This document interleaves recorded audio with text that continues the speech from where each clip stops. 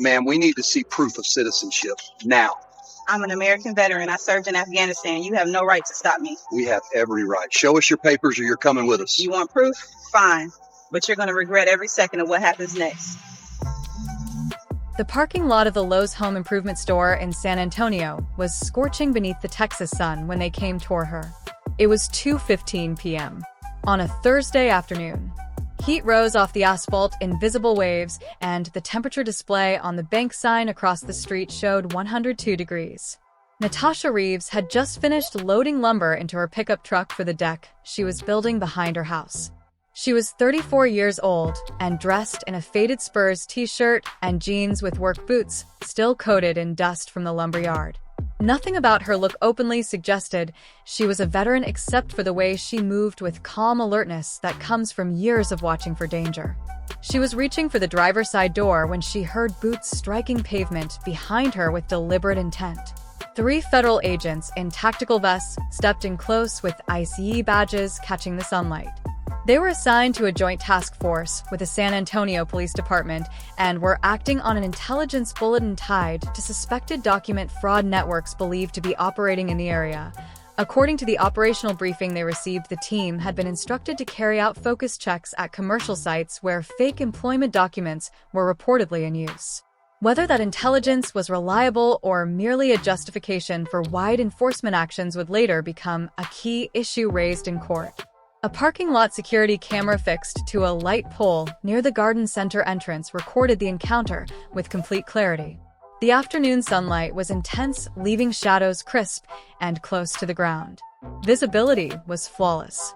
The timestamp displayed 14 hours, 15 minutes, and 37 seconds. The lead agent was heavy-built and confident moving forward like someone unaccustomed to resistance, and he was accompanied by agents Morton and Lynn. All 3 wore body cameras that were already active. All 3 believed this would be routine. Stop, request documents, complete the process, and move on. None of them realized they were closing in on a former Army intelligence officer who had served 2 tours in Afghanistan. She held a Bronze Star for valor along with extensive training in documentation interrogation and strategic analysis.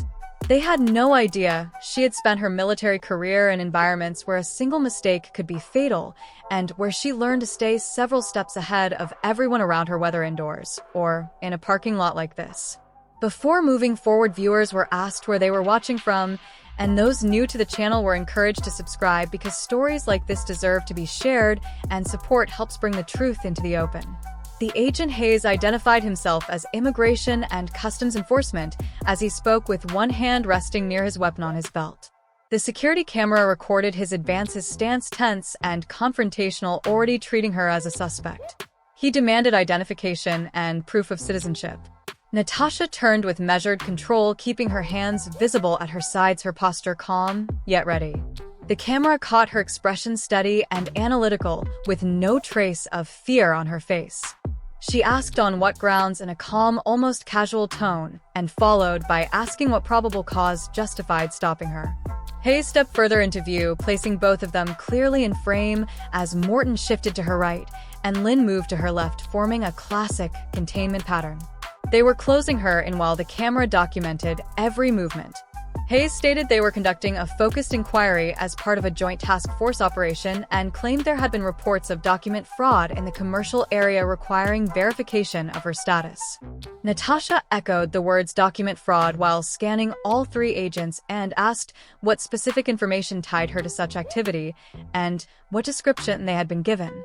She added that if the stop was based only on her presence and appearance in that parking lot, then it was not a targeted inquiry but racial profiling. She pointed out that they saw a black woman loading lumber into a truck and chose to demand papers and asked if that assessment was incorrect. Lynn shifted uneasily at her words. Hayes continued to push forward, stepping closer and violating her personal space as the camera recorded the gap narrowing while Natasha stayed firm, neither retreating nor advancing. He told her that if she was in the country legally, it would only take 5 minutes and asked her again to provide documentation. Natasha answered that she was not required to show anything without probable cause, and her voice carried clearly across the parking lot, captured by both the agent's body cameras and the security camera audio. She stated that the Fourth Amendment protected her from unreasonable seizures and that stopping her without articulable suspicion was unreasonable and unconstitutional. She added that she would not hand over what they wanted simply because they carried badges. Hayes clenched his jaw as the tension visibly increased. The camera caught his face tightening under the harsh sunlight as he warned that refusing to cooperate made the situation suspicious and said he needed to see identification immediately, or she would be taken with them. This was the moment when Natasha's intelligence training took over, not combat skills, but the instincts built from years of surviving in hostile environments.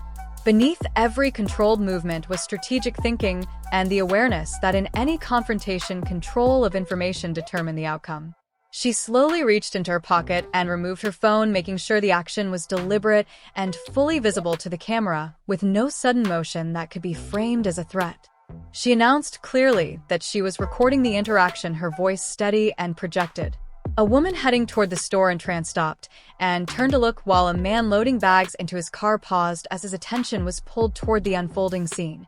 The camera recorded all of them as bystanders began to gather, witnesses appearing in real time. She stated that she was invoking her Fourth Amendment right against unreasonable seizure and informed them that she was a United States Army veteran honorably discharged who had completed 2 tours in Afghanistan. She pointed out that her truck carried veteran plates clearly visible behind her and said they had no probable cause to stop her and that she did not consent to any search or seizure.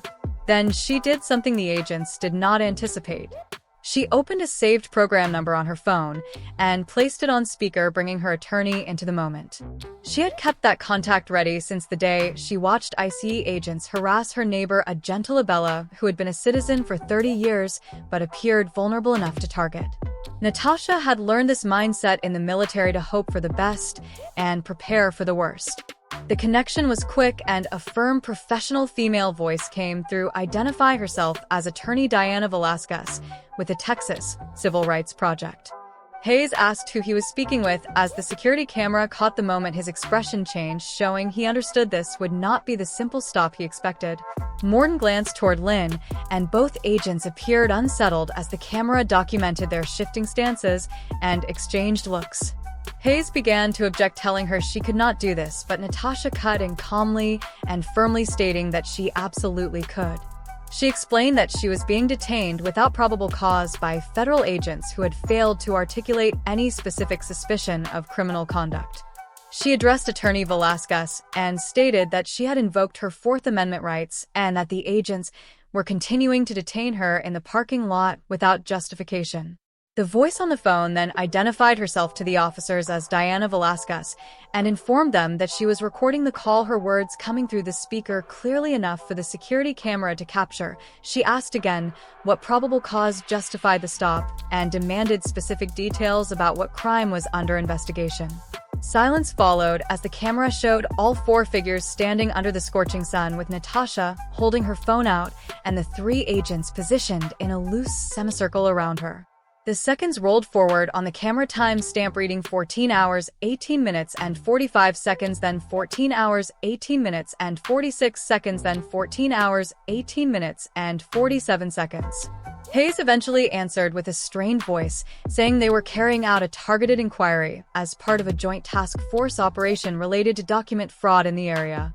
Attorney Velasquez immediately pressed him, asking what specific articulable facts linked her client to document fraud and what description they had been given.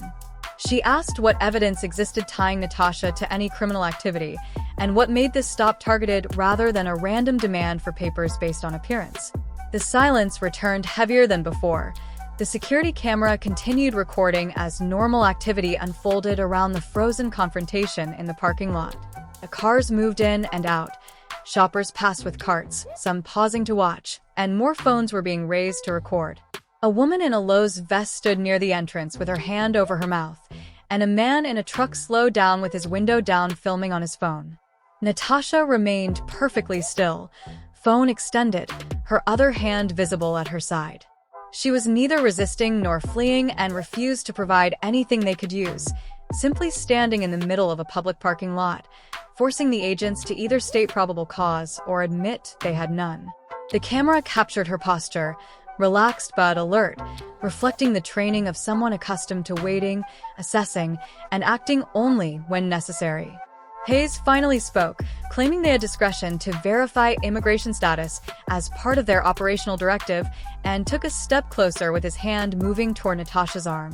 She asked whether federal agents should be required to have probable cause before demanding citizenship papers, and invited comments below, noting this was not about border security, but about whether the Constitution protects veterans the same as everyone else, or whether serving your country meant nothing because your skin was black, as the lawyer's voice came through the phone, insisting that discretion was not a blank check and that they needed reasonable suspicion, and asking if they had it and could articulate it.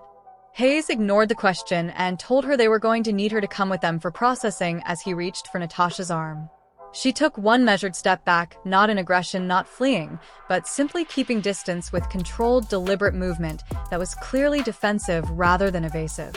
She told him not to touch her in a voice carrying the authority of years of issuing orders in combat zones, and stated that she was not resisting, was not fleeing, and was standing in a public parking lot where she had every right to be, and that they were attempting to seize her without probable cause. Attorney Velasquez confirmed that she was recording every word, and then stated directly to the officers that if they detained her client without probable cause, they would be violating her constitutional rights. She pointed out that Natasha had clearly invoked those rights, and that no reasonable suspicion of criminal activity had been offered, and that any detention at that point was unlawful. Hayes grabbed her arm anyway, and the security camera captured his hand closing around her bicep and recorded Natasha's body tensing, but not pulling away. She said loudly that she was not resisting, her voice projecting toward the growing crowd of onlookers, and declared that she was being seized against her will, without probable cause. She stated that she was a U.S. citizen and a combat veteran who had served her country in Afghanistan, and that she was documenting what she considered a constitutional violation. She allowed Hayes to place her hands behind her back and to snap handcuffs on her wrists while keeping her phone active and her hand on speaker, with her attorney listening to every sound.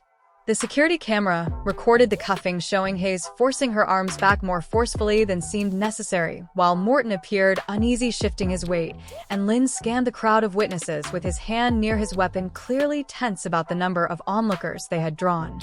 Natasha asked for badge numbers for all three of them along with their names and their supervisor's contact information, her voice steady despite the handcuffs. Hayes said they would get that information at processing, as he kept his hand on her arm, beginning to guide her toward their vehicle parked in the outer lot. The camera's view did not extend that far, but it captured them walking out of frame, with Natasha maintaining a steady pace, even though she was handcuffed, and the agents flanking her. She asked if she was under arrest, her words loud and clear. They asked if so, what the charges were, and she said that he needed to read her Miranda rights if she was under arrest. Hayes replied that she was being detained for processing, a distinction that was meaningless, but gave him cover. Natasha countered that detention required reasonable suspicion, and she remained calm, projecting her voice for the witnesses and her phone recording, and added that arrest required probable cause, and they had neither. They reached the federal vehicle, a black SUV with tinted windows now out of view of the security camera. An agent opened the rear door, but Natasha stopped walking with her feet planted, not resisting, just refusing to cooperate further. She said clearly that she was not getting into that vehicle, that she had not been lawfully detained, that no charges had been brought against her, that she was a United States citizen, and that she was invoking her right to remain where she stood. Hayes ordered her to get in the vehicle, putting his hand on her back to push. Her years of PT, carrying heavy gear, and intense physical conditioning made her immovable when she chose to hold her ground. She said again that she was not resisting, but she was not going to comply voluntarily with what she believed to be an unlawful order, and warned that if they forced her into the vehicle, they would be kidnapping her. The voice of Attorney Velasquez came through Natasha's phone, which was still in her cuffed hands behind her back, informing the officers that they were on notice that the detention was unlawful. She stated that her client had invoked her Fourth Amendment rights, that she had identified herself as a U.S. citizen and a veteran, and that she had committed no crime in their presence. The attorney added that if they removed her from that location, they would be violating clearly established constitutional rights, and that there would be civil and potentially criminal consequences. Hayes hesitated, and Morton spoke up for the first time, suggesting maybe they should call a supervisor, but Hayes snapped that they did not need one, though his voice lacked conviction. Lynn was visibly backing away, now his body language showing he wanted no part of the situation. The crowd in the parking lot had grown, with at least 15 people watching and multiple phones out recording. The woman in the Lowe's vest was on her phone, likely contacting management or security. It was turning into a scene, and scenes brought scrutiny, questions, and accountability that Hayes had not anticipated. Natasha clearly gave badge numbers, starting with Hayes reading the number on his vest, her voice carrying over the crowd. She identified Agent Hayes badge number 7294, Agent Hayes badge number 5831, Agent Morton badge number 6103, and Agent Lynn Icefield office, San Antonio, and then noted Attorney Velasquez. She asked if Velasquez had gotten the numbers, and Velasquez confirmed that she had, and then told the officers that she was notifying their San Antonio office immediately and that their supervisor would receive a call within 5 minutes, and strongly suggested they release her client at once. The standoff continued for another 3 minutes, with Natasha standing beside the SUV, handcuffed but unbowed, and refusing to enter the vehicle, while Hayes gripped her arm, clearly uncertain how to proceed, and Morton and Lynn backed off, putting distance between themselves and Hayes' decision. The crowd watched and recorded, bearing witness as Hayes' radio crackled to life, with a voice identifying itself as Supervisor Thornton, ordering Agent Hayes to stand down, release the subject immediately, and return to the office. Hayes' face flushed with a mix of embarrassment and anger as he realized he had been overruled. He uncuffed Natasha roughly, the motion jerky and hostile. She rubbed her wrists, red marks already forming from the cuffs. "I want a complaint form," she said, her voice steady. "I am filing a formal complaint for violation of my Fourth Amendment rights, for racial profiling, for unlawful detention, and for excessive force." Hayes muttered that she could file it at the office while moving toward the driver's door, but Natasha replied firmly that she was not going to their office. "I'm going to the ACLU. I'm going to my attorney's office, and then I'm going to sue every single one of you personally and the agency for everything I can, because what you did here today was illegal, unconstitutional, and caught on camera." She held up her phone, still recording. Hayes drove away without responding, while Morton and Lynn followed in a second vehicle, both looking shell-shocked. Natasha remained in the parking lot, rubbing her wrists and staring directly at the security camera.